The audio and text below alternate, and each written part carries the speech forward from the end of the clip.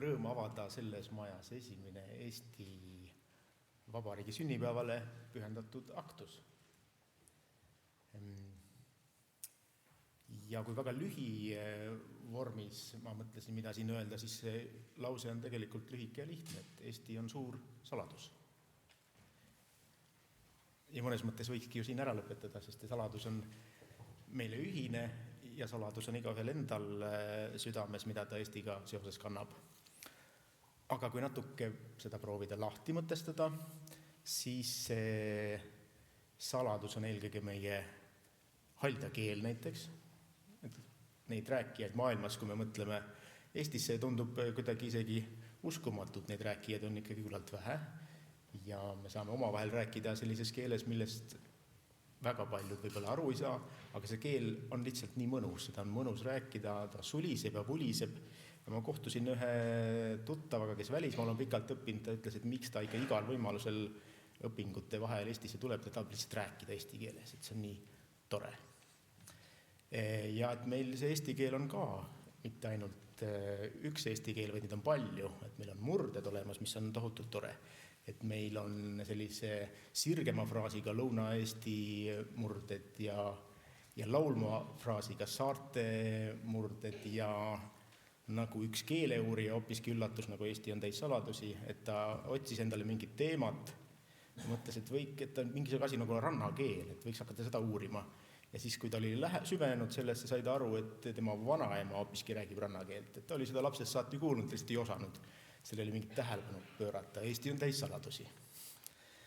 Ja muidugi see jõud, mis meis on olnud, teha suuri asju, võtta ennast kokku mingitel keerulistel hetkedel, on see siis see sama põhjus, miks Eesti täna riigina on 105 aastat vana, ehk vabadussõda, või on need suured kultuurilised ettevõtmised, näiteks Estonia teater, kus siis legendi järgi meie üks oluline luuletaja oma 6 andis, nagu Juhan Liiv, kelle teksti me täna kuuleme ka siin lõpupoole.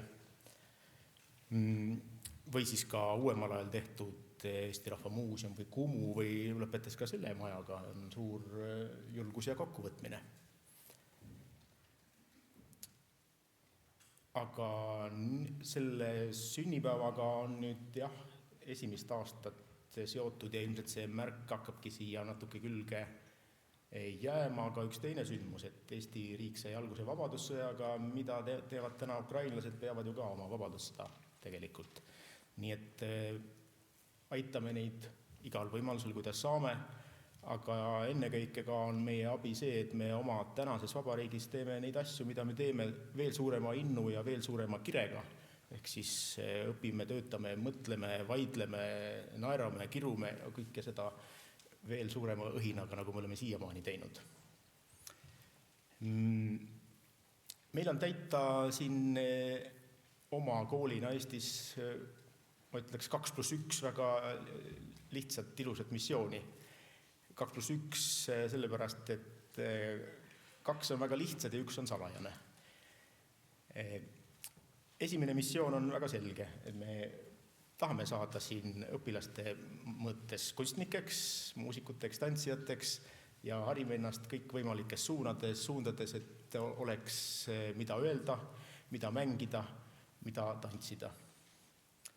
Ja teine missioon on natukene keerulisem, aga ka tehtav, et me kindlasti tahame ka näidata meie tervele ühiskonnale ja tuletada meelde, et on olemas selline asi nagu poeetiline maailmavaade, mida me kõik tunneme ja kanname ja et see on olemas ja maailma saab vaadata tõesti täiesti sellise pilguga läbi kunsti, läbi tantsu, läbi muusika, seda niimoodi mõtestades. Aga 3. missioon ongi siis salajane ja see on selline, et me tegelikult tahame, et terve maailm oleks Eestit täis. Ja selleks on meil kõigil omad võimalused.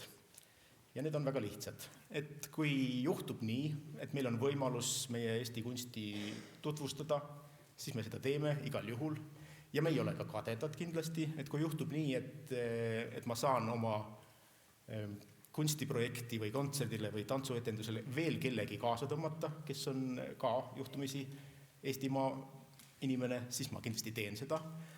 Ja kindlasti, kui ma lähen kuhugi esinema ja mul juhtub pärast jutuajamise ja kontakte teiste inimestega, kes ei ole Eestimaalt pärit ja midagi temast kuulnud, siis ma kindlasti räägin, mis siin veel on, mis siin on veel toredat, eriti just kunstis. Nii et see jagamine ja see missioon, salajane missioon kunsti Eesti meelt ja ka keelt jagada, see on meil ka kõigil olemas.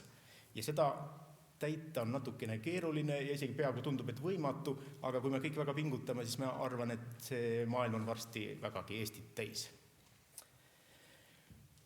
Aga ikkagi, isegi kui me jagame seda oma kunstitegevust, meelt ja mõtet, jääb sinna muidugi ikkagi see saladus, et me oleme pärit sellelt maalt, mõtleme mingit moodi. Andres Ehhin väga ilusasti ütles, milline eestlane on, et ta on selline, kes tükk aega on paigal ja siis ühel hetkel hakkab täiesti arutult tegutsema. Tehes ümber maailma reise ja muid kõigi selliseid huvitavaid asju ja siis on jälle pärast tükk aega paigal. Kas me täna ka sellised oleme? Võib-olla oleme. Aga see on kui me ka sellised oleme, siis on üks meie saladus. Ja saladus tõesti leiab Eestist igalt poolt. Eesti on just nii paraja suurusega maa, et justkui kõik on nagu meie oma ja kõik on meie teada. Kui Valgamaal puu kukub ja Pärnumaal läheb lill õitsema, see on nagu meie kõige sündmust, on just nii paras ja väike riik. Aga siiski sellest hoolimata, kui te olete tulnud sealt kosmose poolt Muba poole, siis üle tee on pandud kaset kasvama siis superministeeriumi ette. Ja te panite tähele, et jõulude ajal veel olid seal rohelised lehed. Ja tänagi on veel mõni leht seal küljes. Mida see siis tähendab? Mida ta tahab meile öelda? Kas ta tahab näidata mingit erakordset ilu või vastupanu või igatsust? Igal juhul on tore kas või siit aknast vaadates või selle kase all korraks seisatades mõelda Eesti saladusele. Ja lõpetuseks on vist selline asi, mida on kõik kindlasti tähele pannud, see on seotud meie lõpuluu ja mesipuudega, et imeilusad roosad mesipuud on kosmosekino ees. Et neid on ka tore nautida selle Eesti saladuse märgi ja mõtte all. Nii et Eesti on saladus, Eesti on igatsus. Aitäh!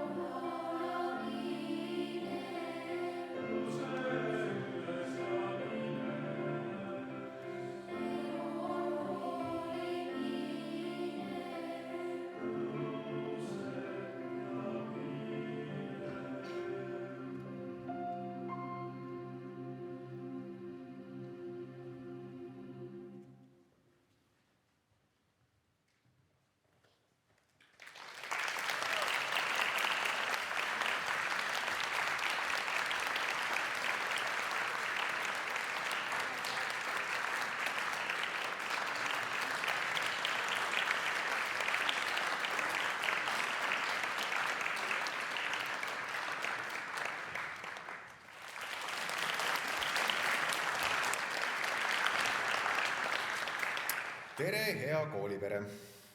Minu nimi Jaak Juske ja mul on tõesti antud peaaegu võimatu ülesanne rääkida 10 minutiga ära kogu teie ilusa koolimaja ümbruse ajalugu ja siis veel ka selles, mis tänapäeva maailmas toimub meie riigi sünnipäeva paiku. Aga ma ajalooõpetajana tean seda, et tegelikult 10 minutit on väga pikk aeg. Igal juhul teile ilusat Eesti sünnipäeva ja kui alustada siis nüüd ajalooradadel, siis see piirkond Pärnu maantee ääres on tegelikult näide sellest, kuidas ajas võib linn läbida väga suuri muutusi. Nimelt siis omal ajal on siin maantee ääres olnud kõrgendik, mida kutsuti Jeruusalemma mäeks. Ja tegelikult selle kandi ajalugu on päris põnev ja kohati see lausa päris karm, sest siis siin kõrval tänase Swedbanki kohal asus keskajale veel hiljemgi Tallinna linna Võllamägi. Nii et siis Võllamäest on tänapäeval saanud Võlamägi. Ja seal viidi täide siis rae käsul, linnajuhtide käsul kurjategijate hukkamisi. Nendest võiks muidugi pikalt rääkida, aga võib-olla tänasel peopäeval läheb liialt veriseks, aga igal juhul need hukkamised oli ka suur selline vaatemäng rahvale ja samas ka hoiatuseks ole, ärge tehke järge, vaadake, mis teiega juhtuda võib. Ja see toonane filosoofia oli see, et kurjategijad pidid saama võimalikult karmi karistuse, mis pidi siis vastama sellele kuritööle, et see oli ka niisugune õppetund, mis võis ka lõppeda surmaga.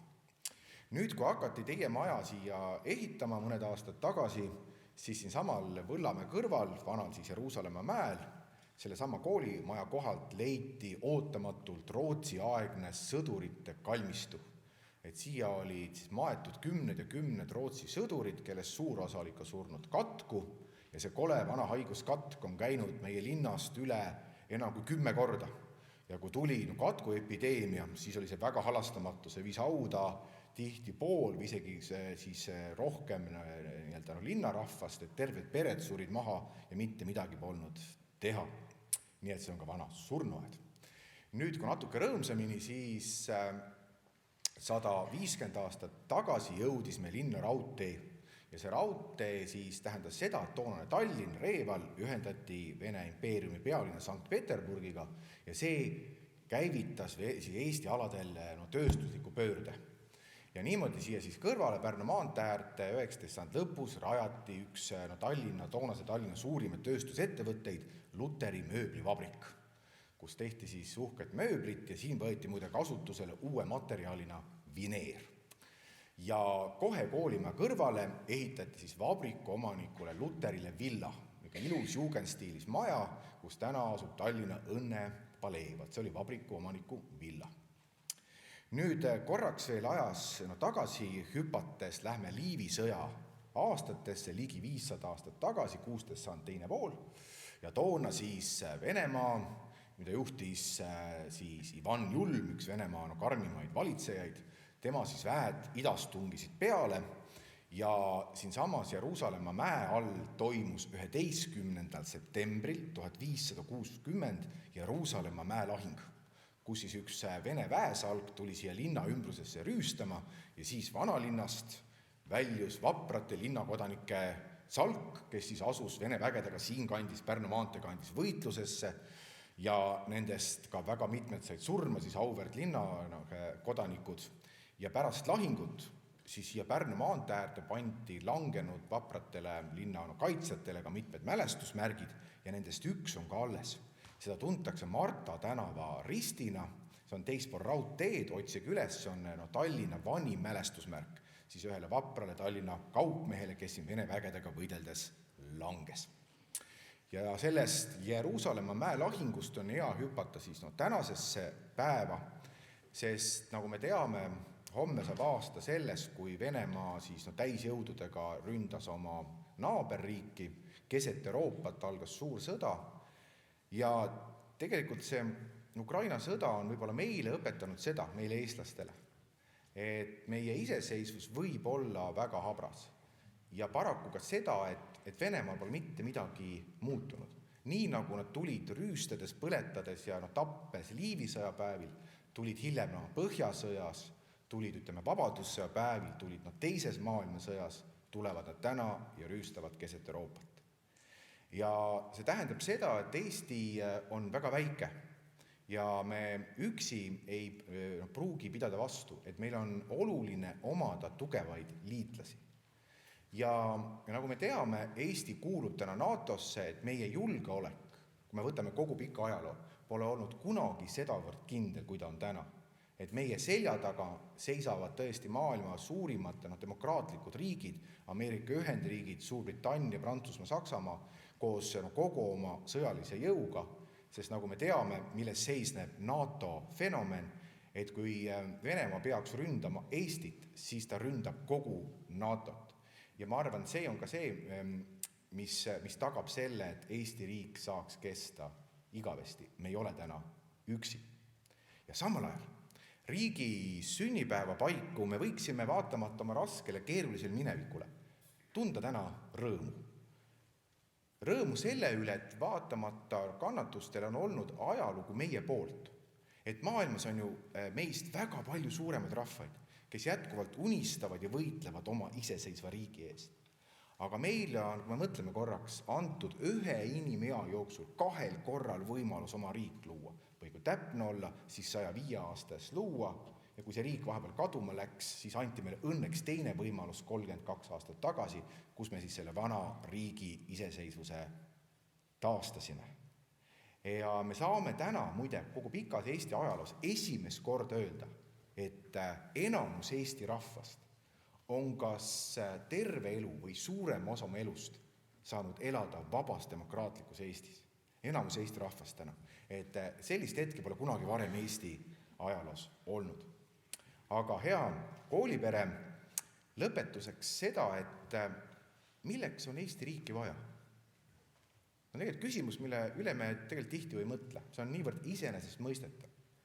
Aga mitte ühegi teise riigi ülesanne siin maamuna peal ei ole hoida Eestit kui ainult Eesti riigi ülesanne. Et head noored, head õpetajad, et ükskõik, mida me elus teeme, kas me oleme suuremad või väiksemad, ükskõik, millist rolli me parasjagu oma elus täidame, mõtleme selle üle, et kuidas meie omal moel, omas rollis saame kaasa aidata sellele, mis on ju Eesti riigi eesmärk, mis on raiutud meie põhiseadusesse. Hoida eesti keelt, kultuuri ja rahvast läbi aegade igavesti. Ja lõpetades ajaloo rindel, siis kui me räägime Tallinna ajaloost, see on ju 800 aastat, see on palju pikem aeg kui Eesti riik, eks ole. Ja täna, sõbrad, on meie kord, täna on meie aeg teha neid suuri tegusid ja hoida Eestit. Et me saaksime ka 100 aasta pärast ja 800 aasta pärast neid võimsaid lugusid, mida meie täna teeme, siis meie järeltulijad neid räägiksid edasi. Täna on meie aeg. Elagu vaba Eesti!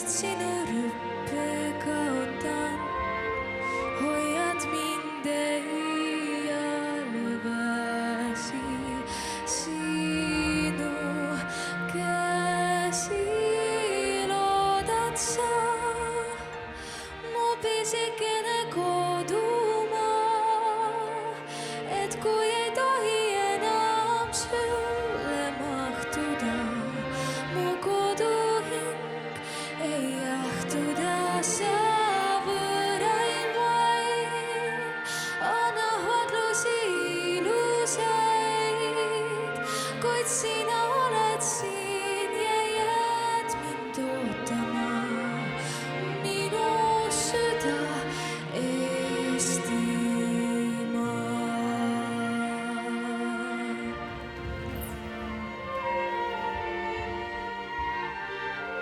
Sulle laulan, sõnad kirjuks mustriks laotan, tasakesi paidan taevast pilve, vaevast vihma kallab, metsa kohal latvud allab, tuuleil viib juuksed lendu, karge embus laulad sa, mu pisikene kodumaa, et kui ei tohi enam sulle mahtuda, mu koduhing ei jahtuda sa võõrail mail, anna hodlusi ilusaid, kuid sina oled siin ja jääd mind ootama, minu süda Eestimaa.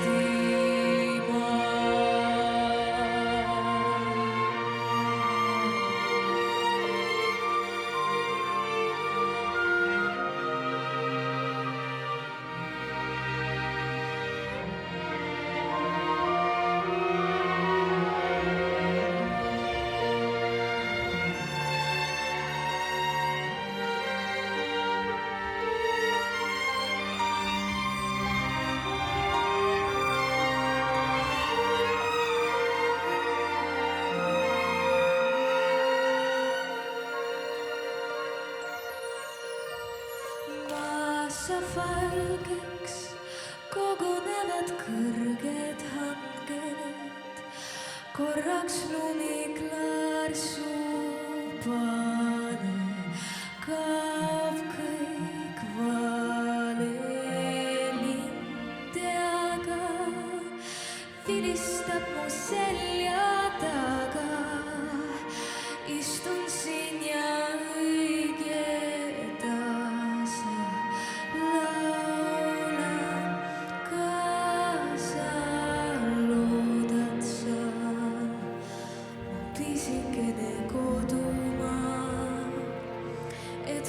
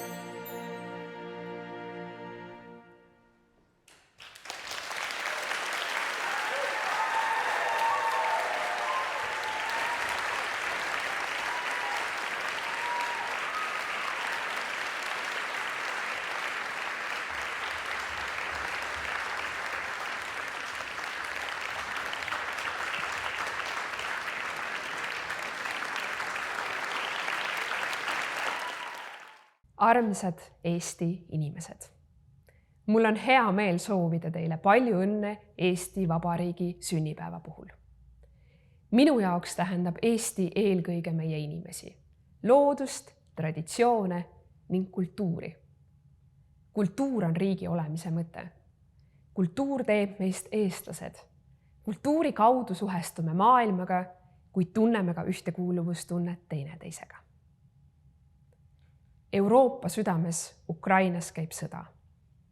See on sõda Ukraina inimeste, kultuuri, vabaduse, kuid ka meie kõigi vabaduse pärast. Viimane aasta on eriti hästi näidanud, et riik ja rahu ei ole iseenesest mõistetavad. Tähistada oma kodumaa sünnipäeva on sõnul seletamatu tunne. Usun ja loodan, et oskame praegu enam hinnata oma iseseisvust, vabadust ning oleme valmis tegema kõik endast oleneva, et selle eest seista. Vaba Eesti, see on meie ühine vastutus. Võime olla küll rahvaarvult väikesed, aga meie kultuur teeb meid vaimult suureks ning seob meid kokku. On kogukondade südameks. Olen kindel, et rasketel aegadel hoiame kokku.